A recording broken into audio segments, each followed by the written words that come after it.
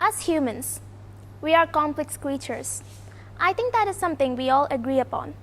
The human mind is something I've always been curious about. It started out as mere curiosity and has turned to complete hatred.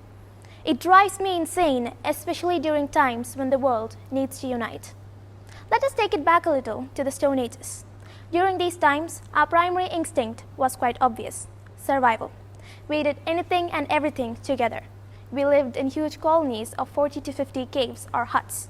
The very human instinct to feed, protect, and cherish one another was developed in these times, way before civilization. Now that that's been said, let's get back to the point. We are complex creatures. Is that why we don't pay attention to the things that must be paid attention to? Is that why we don't pay attention to the cries of our own kinds? Millions of humans, other creatures, and the earth itself. We are basically on fire. It's as if there's a filter in the minds of people, and our mind uses this filter to keep us away from things that cause us anger, stress, sadness, or any types of negative emotions.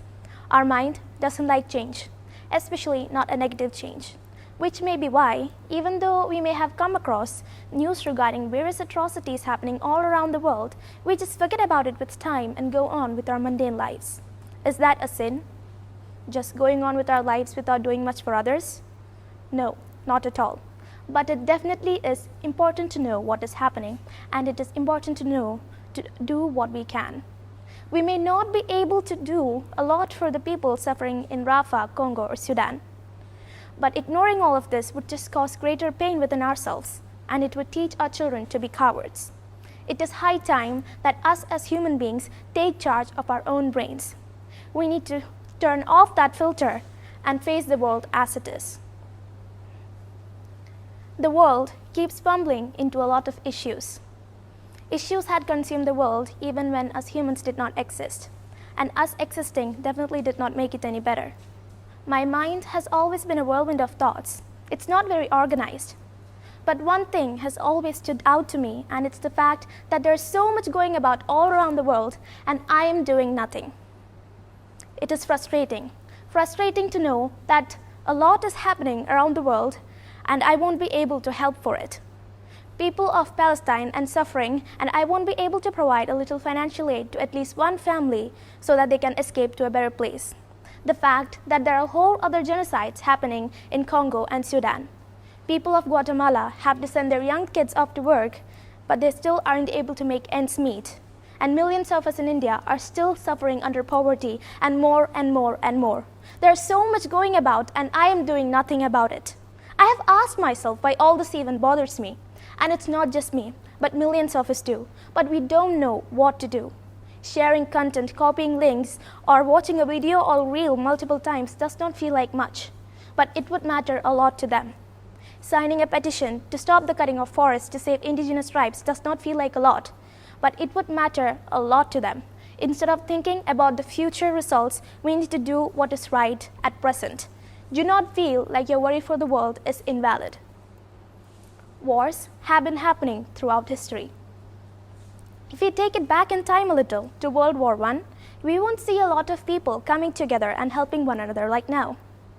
But those who did strongly believed in peace and justice. An example of such people would be the women of Europe during World War I. They took it upon themselves to save and protect one another. They became the bus drivers, ambulance drivers, factory workers, and anything and everything that men did before going off to war. They tried their best to save the innocent souls that had nothing to do with the war. But still, millions lost their lives. Their only fault was that they were part of a particular nation.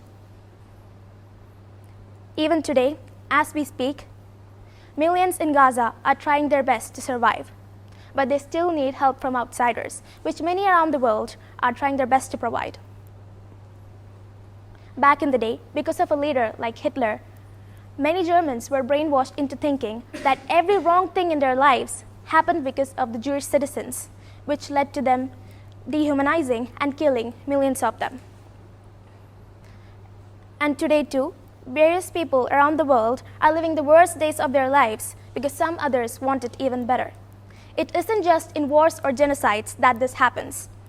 Another example would be the fashion brands nowadays exploiting the inability of people of poorer nations to protect themselves and to support themselves. They make them work for many hours straight without providing them minimum wage. Such situations happen when humans imagine others as less than human. What can we do then for them? Boycott the products. It may feel like you not buying a jacket from a particular brand wouldn't make a huge difference, but trust me when I say this, it would to them. During wars in those times, human beings have found one way or other to survive, and there were always people who tried their best to do what they can. During World War II, there were agricultural scientists of Leningrad who tried their best to protect the edible seeds for future needs and died of starvation. There were Indian men and women during the Bengal famine who gave what they had to those in greater need.